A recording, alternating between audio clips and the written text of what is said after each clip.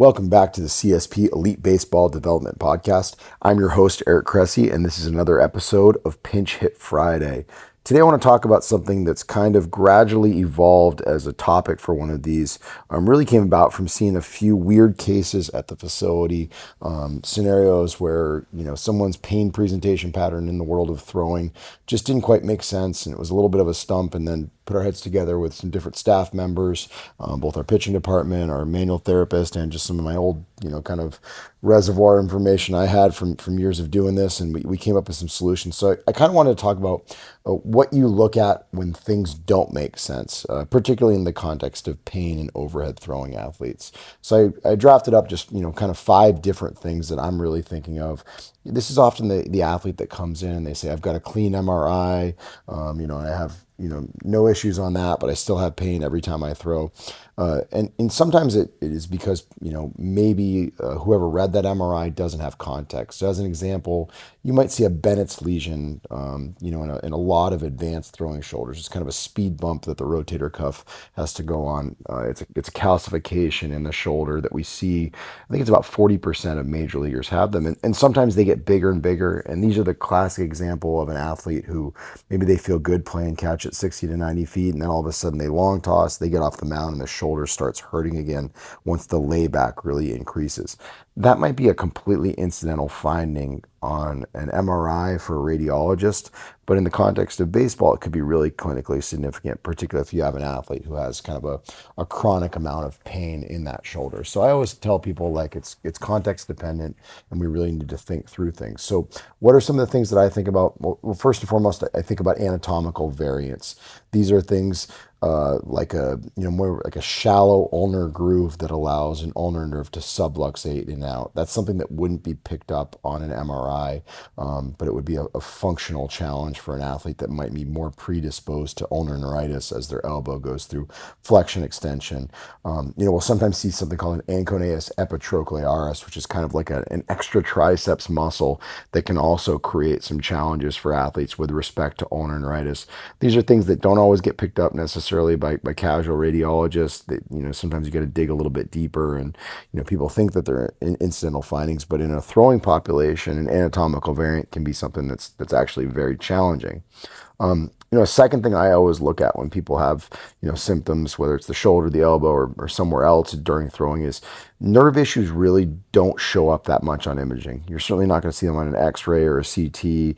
Sometimes you might get a trace amount of like an ulnar neuritis on an MRI, but in general, nerves don't like to be compressed or stretched. And there are a lot of places where that can happen, similar to what we see in vascular structures and limited blood flow to a pitcher's arm.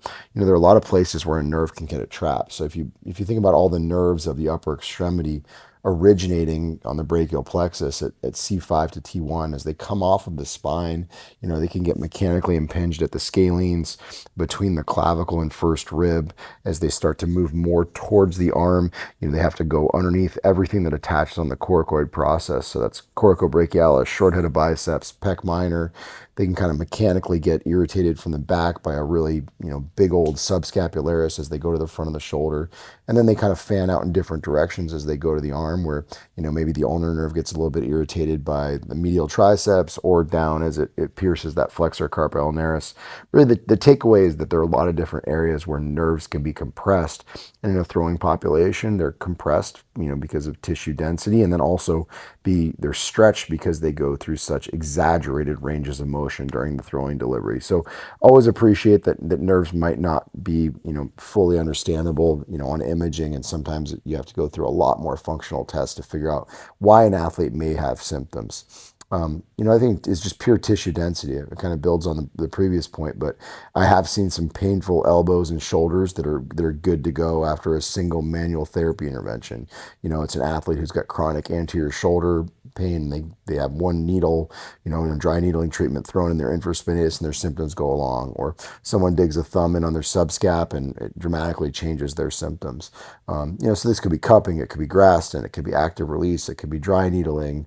it could be scar mobs. It could be any of a number of different things, whether it's a focal or a more diffuse treatment.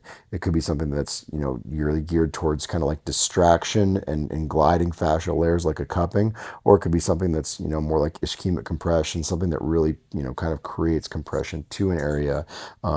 Everything's on the table and different athletes will respond well to certain things.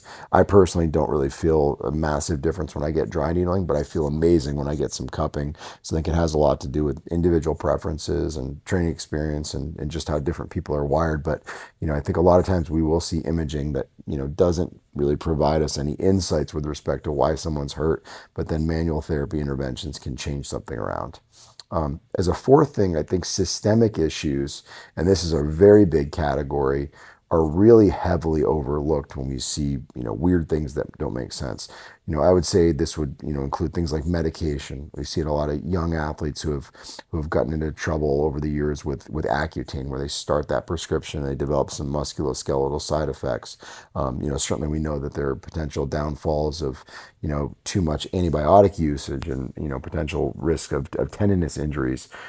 Certainly anybody who's ever gotten sick, it feels like every joint in your body is kind of aching. We know athletes are more susceptible to injury and, presumably, chronic tendinopathy if they don't get enough sleep. So there are all these different layers of systemic challenges, food allergies, the dehydration that can certainly make us feel worse than we probably should. And then last but not least in this entire discussion is you have to look at mechanical, things. You have to understand that sometimes tissues that don't have insult to them get put in terrible positions throwing a baseball, right? Certainly a shoulder with a really long, deep arm action can create a lot of challenges in a number of different places. But also you're talking about an elbow, which really is a hinge joint, and they're asking it to do some pretty crazy things in terms of valgus stress, and then obviously the overload that comes with extending the elbow at rapid velocities as well. So, in the big picture, you have, things like anatomical variance, you have nerve issues, you have tissue density, you have systemic challenges, and then you have, mechanical causes of pain that you have to appreciate. So whether you're dealing with baseball players or not, I think these are all categories that you can keep in the back of your mind for when something, shows up on your doorstep and it's a sports medicine challenge where things just aren't quite adding up. Hope this helps. This episode is brought to you by AG1, the most comprehensive NSF certified for sport daily nutritional supplement I've ever tried. With so many stressors in life, it can be difficult to maintain effective nutritional habits and give our bodies the nutrients they need to thrive. As a father of 3 young kids and a co-founder of multiple businesses in multiple states on top of still being an avid exerciser, I know that busy schedules can really take their toll on us. Whether it's poor sleep, exercise or life stressors, environmental factors, or simply not eating enough of the right foods, we can often wind up deficient nutritionally. This is where AG1 can really help. It's a game-changing nutritional insurance policy. They simplify the logistics of getting optimal nutrition on a daily basis by giving you just one thing with all the best things. That's why I use it daily, as do several of my family members, and we recommend it to a lot of our top athletes. One scoop of AG1 contains 75 vitamins, minerals, and whole food sourced ingredients that work together to fill the nutritional gaps in your diet to support energy, focus, digestion, and recovery. And this can all happen for less than $3 per day and without taking multiple products. While most nutritional supplements come to market and stay stagnant, AG1 continues to obsessively improve this one holistic formula based on the latest research, producing over 50 improvements in the last decade alone. They invest in the most absorbable and natural source of each ingredient and go above and beyond in third-party testing to ensure their customers continue to receive the highest quality and best tasting nutrition habit on the planet. Whether you're keto, paleo, vegan, dairy-free, or gluten-free, it'll work for you, and it contains less than 1 gram of sugar per serving. They put 75 ingredients through the rigorous NSF certification test to come up with a safe formula that's trusted by some of the world's top athletes, including many of our own at Cressey Sports Performance. Right now, AG1 is giving our listeners a special offer of 10 free travel packets with their first purchase. Just head to drinkag1.com/Cressey and claim this special offer. These travel packets are perfect for supporting your immune system, energy, and gut health while you're traveling for games, training, or simply on the go. They can be great counterbalance to the less than ideal on-the-road food options that are out there for a lot of our traveling baseball players. So if you want to bridge the gap between deficient and optimal and give yourself the best chance of getting nutrient diversity, head to drinkag1.com/Cressey to get 10 free travel packets with your first purchase. Again, that's drinkag1.com/Cressey, Cressey. You won't regret it.